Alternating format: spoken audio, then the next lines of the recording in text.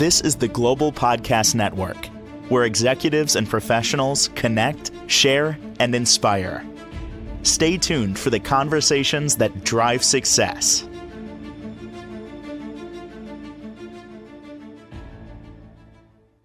I'm grateful and looking forward to having him back on with us. There is a piece of me that's also a little apprehensive because of what he does and what he did. And he is a gentleman that I'm going to call him. He's a LinkedIn guru.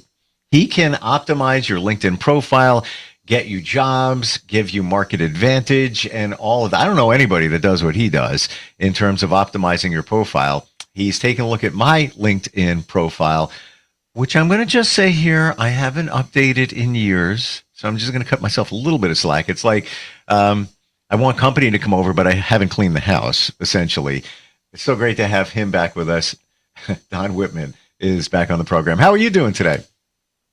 Pretty good. We've got a nice day, having some fun. So, but yeah, I mean, it's, again, this, what we're talking about is one of my favorite topics. So, and you sent over the main page of my LinkedIn profile and marked it up. So I see some of the markings on there, which all good.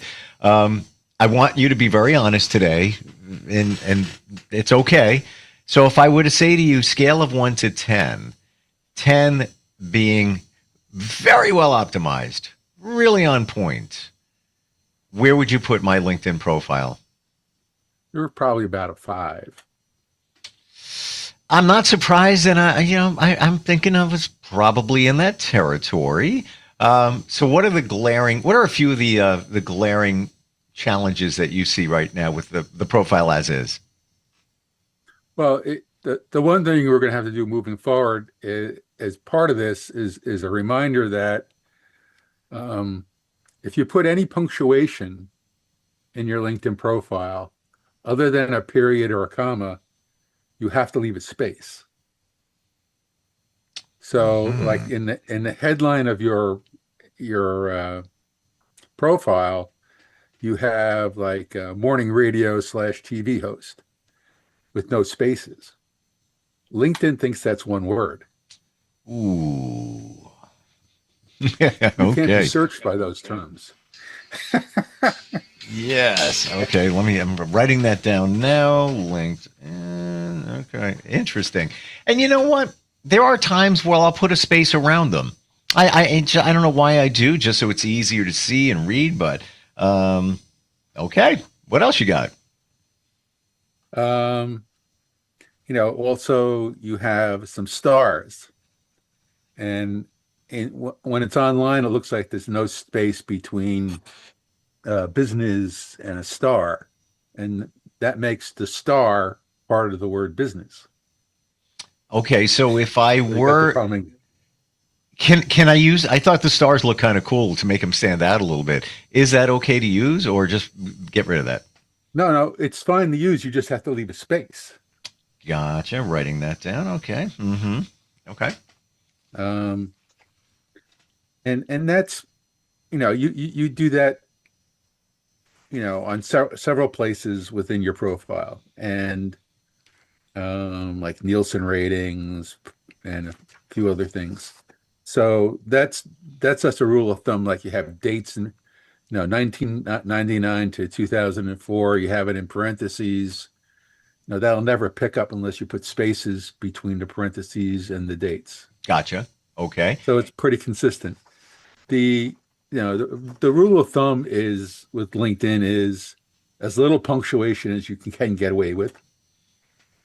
If you're using, bullets and things like that, you have to make sure the bullets have spaces, or else the bullet becomes part of the word. So you have to make sure you separate anything that's not text from different graphics, Sure. such as the bullets and stuff like that. So that's just a rule of thumb.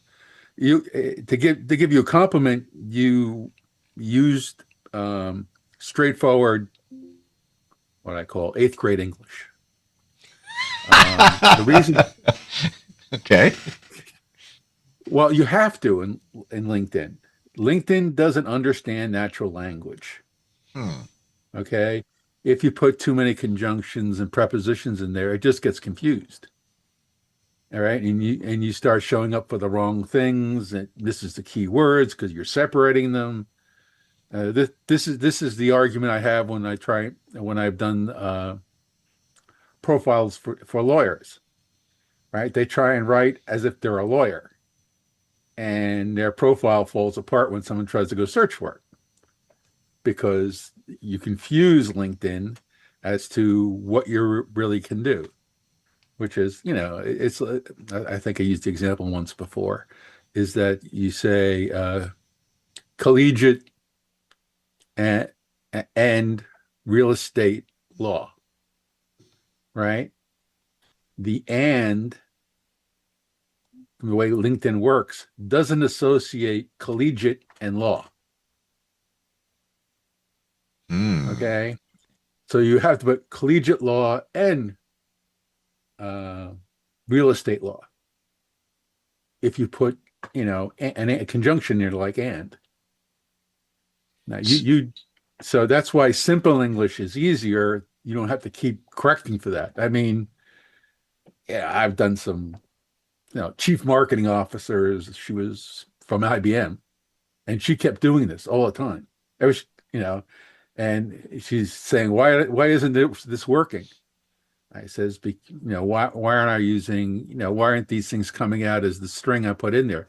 It says, because you broke it up with prepositions. So you didn't really fall into that, but that's the other big common mistake is breaking stuff up. So you actually did a pretty good job with that. So let me ask you about the law example. Are you saying, Don, that you would want to say, if you, let's say you're an attorney, you practice collegiate law and real estate law instead of saying collegiate and real estate law? You follow where I'm going with that? So it's law is separate to each one. Right. It just LinkedIn doesn't jump words. Okay. And with conjunctions. So you have to put exactly what it's in there. That's why you have to write simpler so that you don't have to keep fixing it, and it's clearer to who's reading it. And LinkedIn is able to better understand what you do because LinkedIn makes assumptions about what your job is, right? Because LinkedIn tries and groups people that are in marketing and what kind of marketing and stuff like that. So it wants to make those assumptions so it knows where to rank you based on the keyword searches. In other words, if you put the appropriate modifiers to marketing in there, it knows that those that are correct, that marketing, instead of putting something else, and it puts you, in a different bucket. So the idea is LinkedIn's trying to put you in the right bucket, but by putting, like we did for a lawyer, you're putting yourself in the wrong bucket. Gotcha. It's literal. It seems like LinkedIn is very literal. You really have to dumb it down, keep it simple, not get too wordy, but in the example of collegiate law and real estate law, include the word law after each of those descriptors. Now, I have what almost appears to be a resume field under experience. Yep. Is that the way it's listed okay, or we want to get away from that kind of field? No, I mean, you obey a lot of the rules that you're supposed to. In other words, in your summary, well, when I put this as out in PDF form, so it's a summary. But basically, you don't want any paragraph in your about field to be longer than 5 lines. Mainly because if you put it on read it from a smart device, it fills it all up and it looks like a gibberish. And 60% of access to LinkedIn is on a smart device. So to make it more readable, one of the rules is not to do more than 5 lines. Gotcha.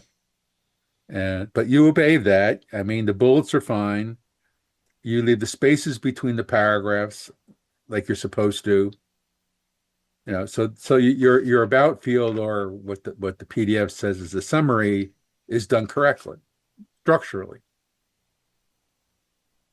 So what really what we need to do is basically, choose the right keywords.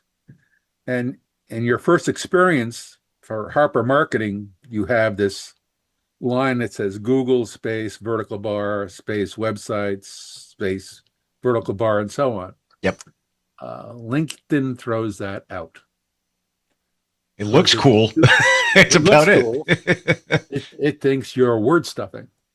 They have programmatically done it so they're not looking at it. That happened a couple years ago. So yeah, that's a wasted line. And unfortunately, that tells everything about my company. It's listed there, and I figure, all right, let me put it on one line. And I do. Here's the funny part, Don. With those vertical lines as separators, I put a lot of space in between them. So I'm following the rule with characters, leaving space in between. But to your point, it's not going anywhere with LinkedIn. Right. Some people, I mean, you only did one line. Some people used to put like 10 lines of that in there. Oof. Okay. Right. And so this LinkedIn Daisy said, enough. Yep. So in that situation, just do bullet points for all of those where I list different services, websites, social branding, graphics, yes, etc. Put a short, one line or half a line that talks about it instead of using the bars. Okay. I mean, the vertical bars are fine in headlines. And well, there's two types of separators in headlines, which is the top part just under where Steve Harper is. You can use a comma or a vertical bar with spaces on either side on the vertical bar. Some people use this commas because you can stick more in there, because you can do 250 characters in there. So the idea here is that you can put all your keywords into that headline and make it more strategic.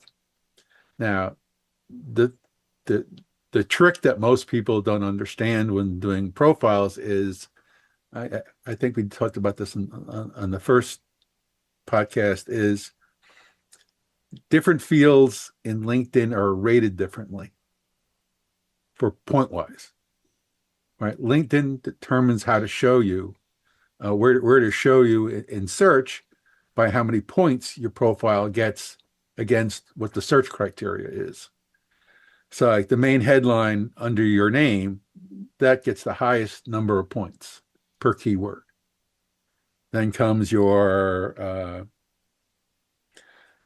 first experience.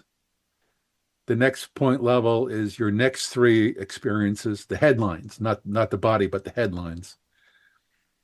And then, so all the headlines after that carry just text points. So if you put a fourth headline in there, it's 1 point if you get a keyword in there. And the summary is next, which is 2 points for each keyword.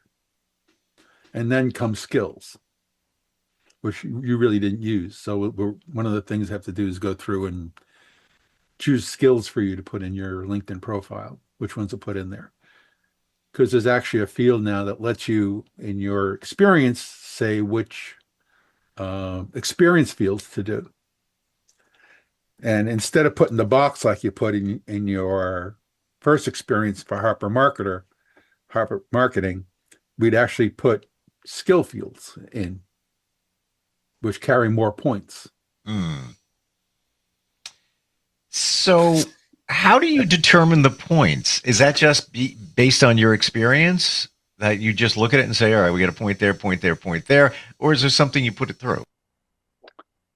At one point, LinkedIn published it and pulled it down really fast. And I happen to have gotten it. Oh, you mean the point system? Yeah. Oh, secret sauce. Ooh, okay. Well, they've adjusted it since then, but the relationship of value for the keywords is still pretty much the same. In other words, for the about field, um, it used to be two, but it's a little less than that now. Your main headline used to be uh, seven, I think.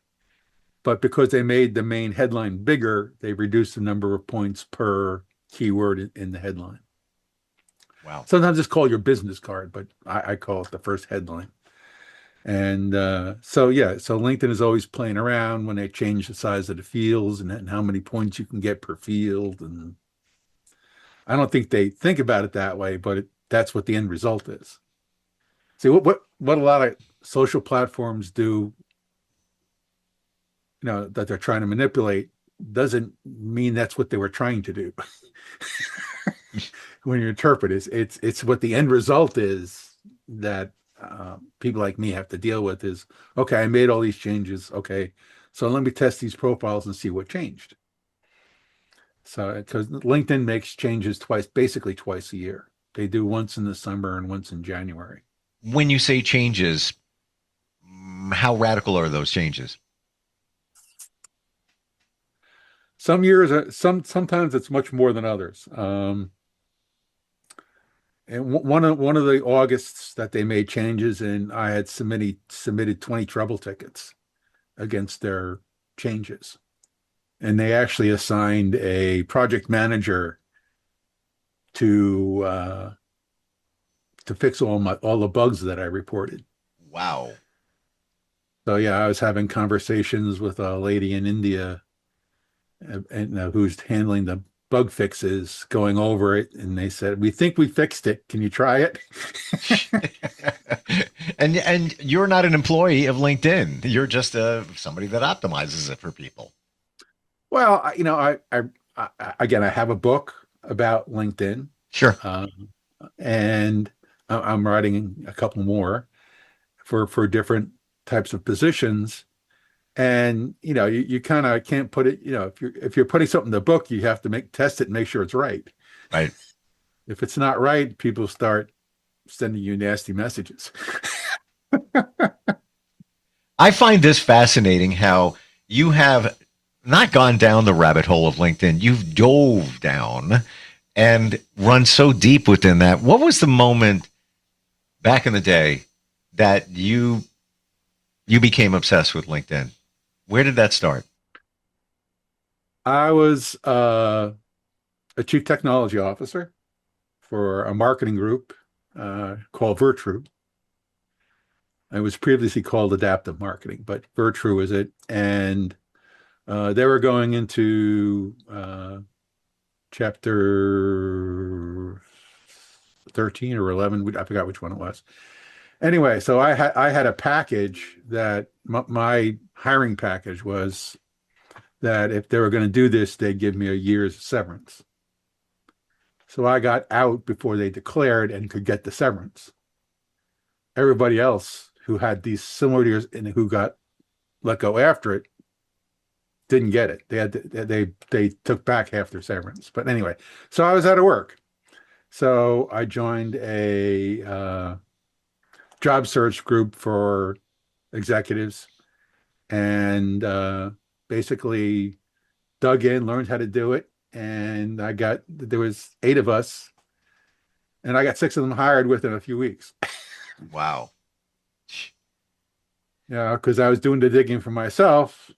And so I learned how to do it then, and they kept asking me to, yeah, why don't you start teaching this to other people? I'm sure every job search group wants, this kind of information to help them get a job.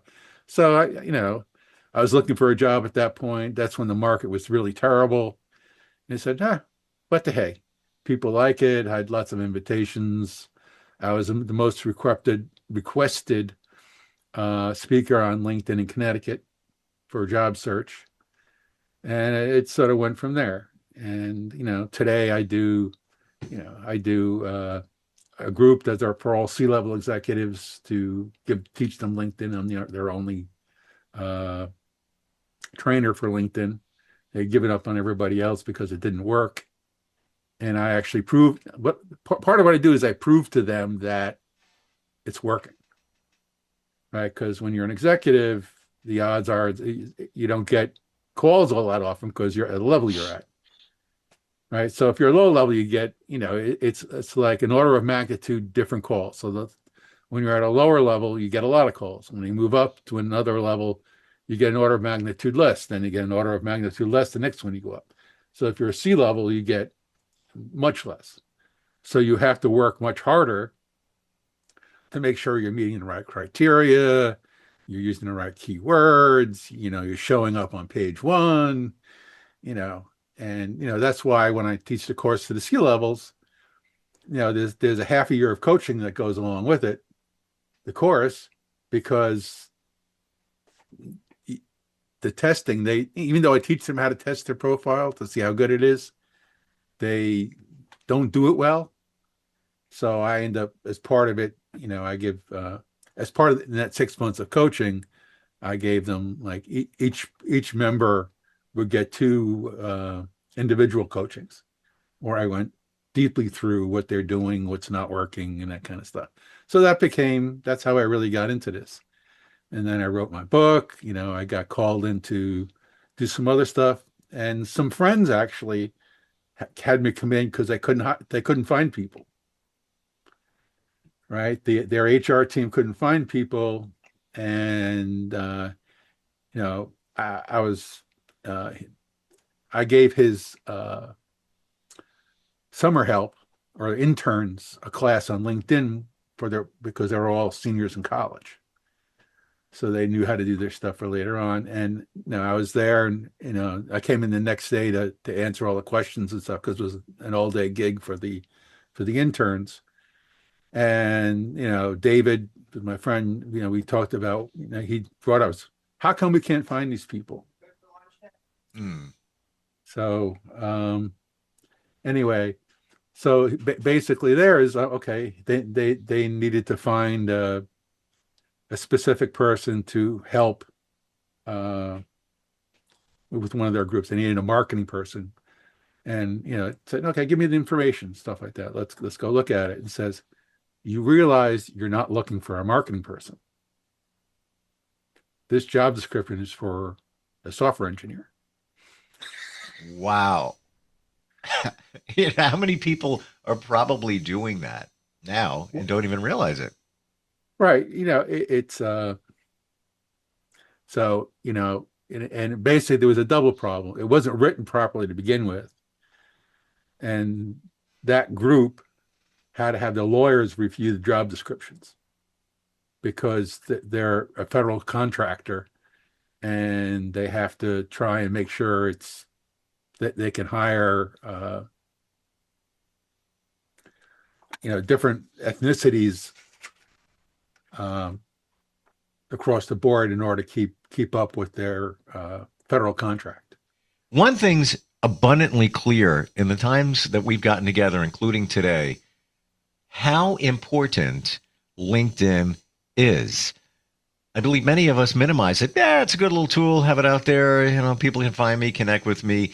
But I think most of us don't realize the power of it when done right, and what it can, with the returns that you can get from it. And it's free. Now you can make an investment. There's different plateaus, etc. What's the best way for somebody to connect with you, Don, and start the process to truly optimize their LinkedIn? Yeah, they can contact me by Don at DonaldJWittman.com, and Wittman is WITTMAN.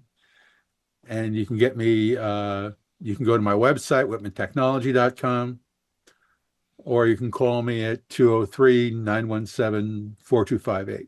And even if people just want to chat, I mean, I still help people a lot of times without, charging them for it, just to figure out what's going on. Because it's hard for people to make decisions if they don't know what's going on. So I usually give people, half hour of my time just to explain what's going on and if they want to hire me or not. And I don't force them to hire me, but anyway. Well, if you want to optimize your profile on LinkedIn and make it work for you, no brainer here. And even just some of the things that you've identified in mine, I would have never known. Spaces around characters and things like that. Thank you for the insight. I got a 5. I'm going to go with that out of 10. Considering I haven't touched it in forever. Obviously, got some work to do. Appreciate you, what you do, Don. Looking forward next time we get together. Good stuff. Thank you. This is the Global Podcast Network, where executives and professionals connect, share, and inspire. Stay tuned for the conversations that drive success.